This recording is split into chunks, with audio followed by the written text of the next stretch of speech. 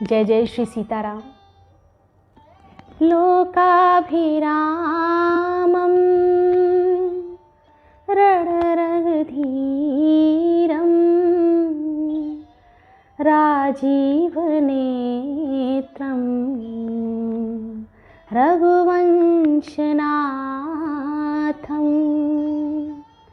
कारुण्यरूपं करुणाकरं तं कारुण्यरूपं करुणाकरं तं श्रीरामचन्द्रं शरणं प्रपद्ये। श्रीरामरूपं शरणं प्रपद्ये, शरणं प्रपद्ये। सीताराम चरणरति मोरे, सीताराम चरणरति मोरे। अनुदिन बढ़ऊ अनुग्रह तोरे। सीताराम राम राम, सीताराम राम राम।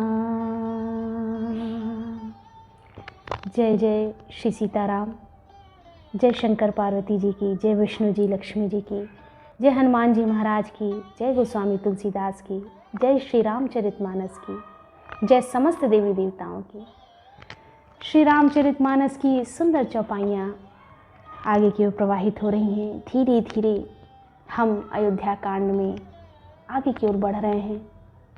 इन प्रसंगों को सुनकर मन बहुत हर्षित होता है और सबसे बड़ी उपलब्धि तो यही है कि इस कालखंड में जब बड़ी ही व्यस्तता का समय है, किसी के पास भी समय नहीं है, समय का बड़ा अभाव है, ऐसे अभाव भरे जीवन में भी इतने लोग हमसे जुड़े और लोग वीडियो के माध्यम से भगवान का स्मरण करते हैं, कमेंट बॉक्स में लिखते हैं जय जय श्री सीताराम, सराहना करते हैं, सुनते हैं।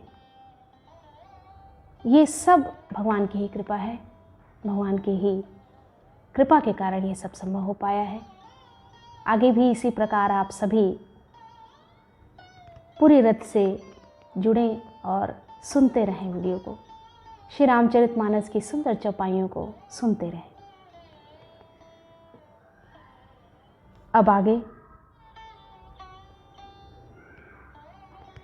कुशल मूल पद पंकज पेखी, मैं तेहु काल कुशल निज लेखी।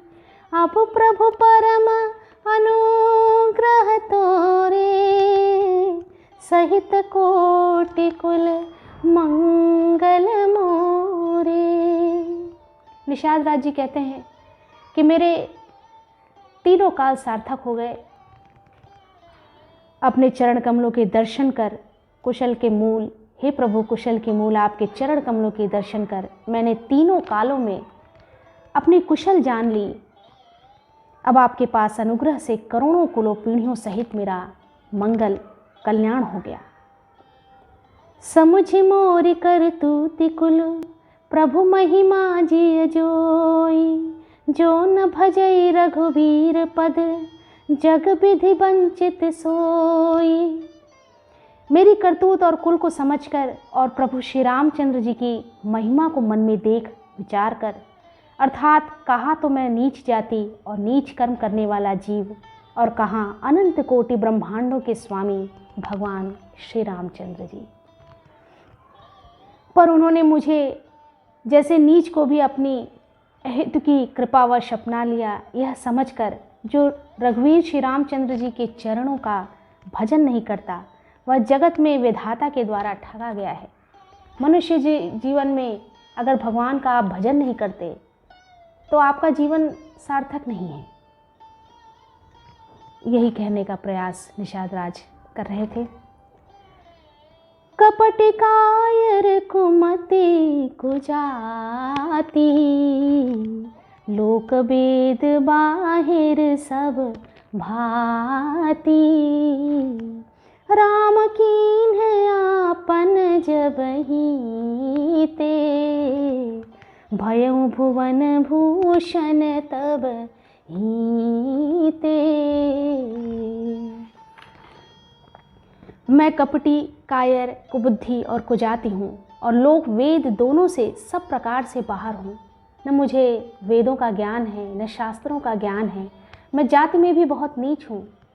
पर जब से श्री रामचंद्र जी ने मुझे अपनाया है, तभी से मैं विश्व का भूषण हो गया हूँ। तब से मुझे सब तरफ से आदर मिलने लगा। निषाद राज की प्रीति को देखकर और सुंदर विनय सुनकर फिर भरत जी के छोटे भाई शत्रुघ्न जी उनसे मिले।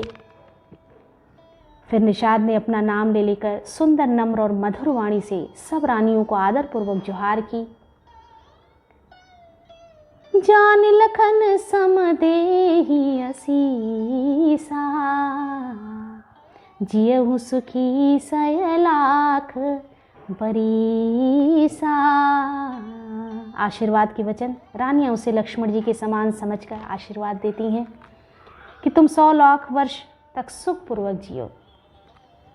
नगर के स्त्री पुरुष निषाद को देखकर ऐसे सुखी हुए मानो लक्ष्मण जी को देख रहे हों। ये मन की स्पष्टता, मन अगर निश्चल है तो उसे ऐसा ही दिखाई देता है, ऐसा ही प्रतीत होता है। ये उसी का उदाहरण है।